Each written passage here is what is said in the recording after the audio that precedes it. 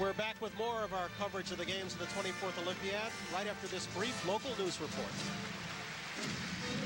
Sorry, go ahead.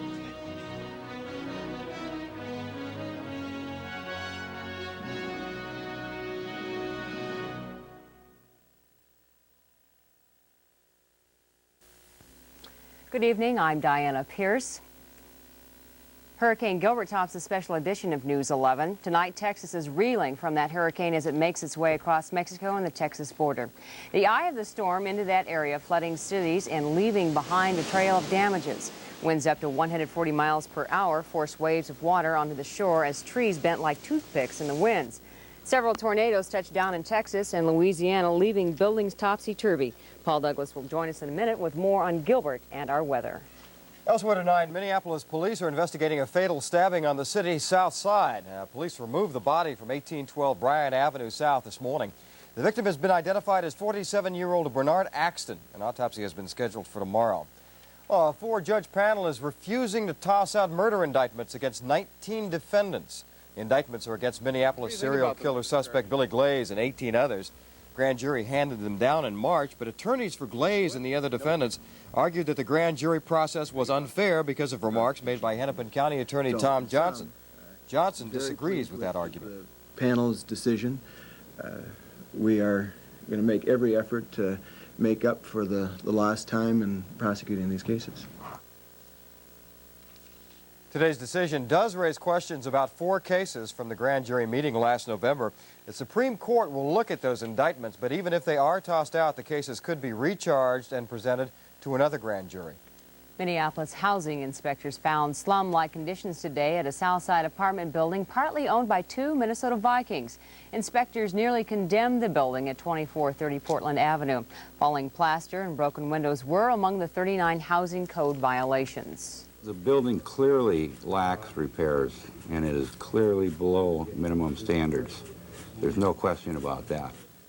Police say they've answered 185 calls at the building since the beginning of the year. Vikings players Scott Studwell and Tommy Kramer bought into a partnership in the building 8 years ago. Studwell told News 11 today he has never seen the building and didn't know about its conditions. NASA officials hope conditions will be perfect for the launch of the shuttle Discovery in 2 weeks. Space agency officials announced today the morning of September 29th is the day of the shuttle blast-off. If all goes well, this will be the first liftoff since January of 1986. Paul Douglas joins us now with the latest on Hurricane Gilbert. What we can expect. Tell you what, Kevin and Diana, folks down in Texas were very lucky today. It could have been a disastrous situation. It was just a glancing blow, as it turns out. Gilbert did surprise all the experts this afternoon, passing off to the south of the Texas coast. Winds clocked as high as 143 miles an hour shortly after 5 o'clock this evening. And this was the scene near Brownsville where they picked up 9 inches of rain. Officially, South Padre Island winds up to 82 miles an hour, 9-inch rains in parts of South Texas. But again, it was just a glancing blow.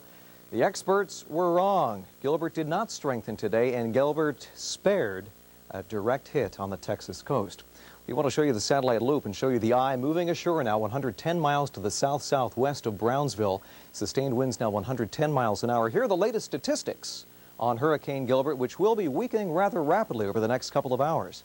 We do expect what's left of Gilbert to track to the north, and believe it or not, we could see rain left over from Gilbert. That is a real possibility Sunday night and Monday, possibly some heavy rains from Gilbert. Tomorrow, the sunnier day of the weekend, we'll have all the weekend weather details for you coming up. Kevin and Di. Thank you, sir. We'll have a full edition of News 11 following tonight's Olympic coverage. We'll also see at that time how local ham radio operators are trying to keep the lines of communication open from Minnesota to the Texas coast. Plus, this week's Prep Sports Extra. We'll see you in about an hour. Please join us.